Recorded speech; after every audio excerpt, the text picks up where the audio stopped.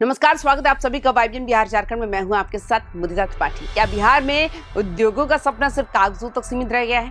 पिछले कुछ समय से हम सुन रहे थे कि बिहार में निवेश की बाढ़ आने वाली है, हजारों करोड़ के समझौते हो रहे हैं, लेकिन आज जो खबर उद्योग विभाग से निकलकर सामने आई है उसने सबको चौंका दिया। एक झटके में बिहार सरकार ने 48 बड़े प्रोजेक्ट्स को रिजेक्ट कर दिया। जी हाँ, पूरे 48, और इसके साथ ही करीब 1426 करोड़ रुपए का निवेश प्रस्ताव ठंडे बस्ते में चला गया। आखिर ऐसा क्या हुआ कि सरकार को खुद आए हुए निवेश को मना करना पड़ा?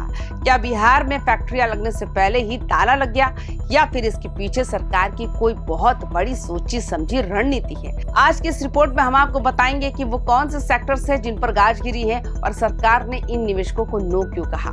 वीडियो के अंत तक बने रहिए क्योंकि बिहार के भविष्य का सवाल है। दोस्तों, मामला है स्टेट इन्वेस्टमेंट प्रमोशन काउंसिलिंग की हाई लेवल मीटिंग का।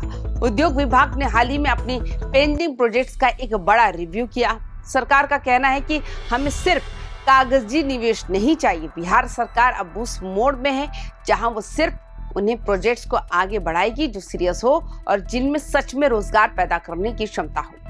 रिव्यू के दौरान पाया गया कि कई प्रोजेक्ट्स तय मानकों को पूरा ही नहीं कर रहे थे, इसलिए सरकार ने स्टेज 1 पर ही उन्हें बाहर का रास्ता दिखा दिया। अब बात करते हैं इस फैसले का सबसे ज्यादा असर किस पर पड़ा है। आपको जानकर हैरानी होगी, बिहार का सबसे भरोसेमंद सेक्टर यानी फूड प्रोसेसिंग को सबसे बड़ा झटका लगा। फूड प्रोसेसिंग इस सेक्टर के अकेले 27 प्रोजेक्ट रिजेक्ट हुए। सोचिए, यहाँ 1241 करोड़ का निवेश आने वाला था जो अब खत्म हो गया।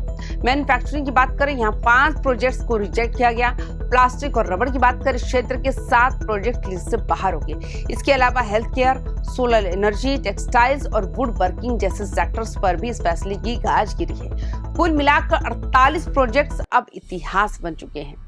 यहाँ एक बात समझना बहुत जरूरी है, जब कोई इन्वेस्टर प्रपोजल देता है तो वो राज्य के संसाधनों पर एक तरह का कब्जा कर लेता है।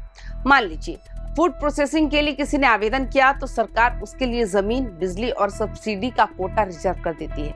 अब अगर वो इन्वेस्टर 2 साल तक इनएक्टिव रहता है तो वो संसाधन किसी दूसरे सीरियस इन्वेस्टर को नहीं मिल पाते। जयराम महतो और अन्य नेताओं भी अक्सर ये सवाल उठाते रहे हैं, इसलिए सरकार ने इन 48 प्रोजेक्ट्स को हटाकर अब वो स्पेस खाली कर दिया ताकि नए और ऊर्जावान उद्यमियों को मौका मिल सके। अब आपके मन में सवाल होगा, आखिर निवेशकों ने गलती कहाँ की? उद्योग विभाग के मुताबिक इन 48 में से 42 प्रपोजल्स इनएक्टिव पाए गए, यानी निवेशकों ने फाइल तो जमा कर दी, लेकिन जब सरकार ने उससे जरूरी जानकारी मांगी तो उन्होंने कोई जवाब ही नहीं दिया। बार बार रिमाइंडर भेजने के बाद भी जब इन्वेस्टर्स ने दिलचस्पी नहीं दिखाई तो सरकार ने मान लिया कि ये लोग सीरियस नहीं है। इंडस्ट्री एक्सपर्ट्स का मानना है कि कई बार कुछ लोग सिर्फ सरकारी सब्सिडी हथियाने के लिए कागजी कंपनियां बना लेते हैं। वे स्टेज 1 की मंजूरी लेकर बैंकों से लोन या सरकार से रियायतें लेने की कोशिश करते हैं, लेकिन जमीन पर एक ईंट भी नहीं रखते। उद्योग विभाग के इस क्लीन अप ड्राइव जैसे सब्सिडी हंटर्स के लिए रास्ते बंद हो गए। विभाग ने साफ कर दिया कि अब सिर्फ MOU साइन करने से काम नहीं चलेगा, आपको पीरियोडिक प्रोग्रेस रिपोर्ट देनी ही होगी। अगर इन्वेस्टर सो रहा है तो सरकार उसकी फाइल को हमेशा के लिए बंद करने में संकोच नहीं करेगी। इसके अलावा 4 निवेशकों ने खुद ही अपने हाथ पीछे खींच लिए और प्रपोजल वापस ले लिया। वही 2 प्रपोजल ऐसे थे जो बिहार की इंडस्ट्रियल इन्वेस्टमेंट प्रमोशन पॉलिसी 2016 के नियमों पर खरे ही नहीं उतरे। यानी सरकार ने साफ मैसेज दे दिया कि नियमों से कोई समझौता नहीं होगा। दोस्तों, इस फैसले से एक बात तो साफ है, बिहार सरकार अब क्वालिटी इन्वेस्टमेंट पर ध्यान दे रही है। उद्योग विभाग का मकसद अब सिर्फ फाइलों का ढेर लगाना नहीं बल्कि जमीन पर मशीनें चलते देखना है। सरकार का मैसेज बहुत लाउड और क्लियर है। अगर आप सीरियस इन्वेस्टर हैं और सभी क्राइटेरिया पूरा करते हैं तो हम आपका पलक पावड़े बिछाकर स्वागत करेंगे, लेकिन अगर आप सिर्फ कागज पर सब्सिडी लेने या समय बर्बाद करने आए हैं तो आपके लिए बिहार में कोई जगह ही नहीं है। भले ही 1426 करोड़ के प्रपोजल रिजेक्ट हुए हों, लेकिन इसका मतलब ये नहीं कि निवेश रुक गया।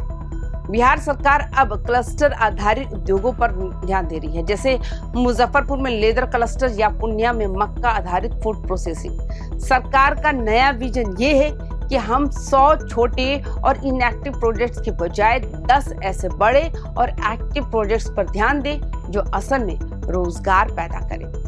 आने वाले समय में टेक्सटाइल और एथेनॉल सेक्टर में कुछ और बड़ी घोषणाएं देखने को मिल सकती हैं जो पूरी तरह से नई पॉलिसी के तहत होगी। तो आपको क्या लगता है कि सरकार का ये फैसला सही है? क्या इन 48 प्रोजेक्ट्स के रिजेक्ट होने से बिहार के विकास पर असर पड़ेगा या फिर इससे सिर्फ वही लोग बेचेंगे जो वाकई में काम करना चाहते हैं? अपनी राय कमेंट बॉक्स में जरूर लिखें। बिहार के हर औद्योगिक और सियासी हलचल के लिए YBN बिहार झारखंड को सब्सक्राइब करें। मिलते हैं अगली रिपोर्ट में। जय हिंद, जय बिहार।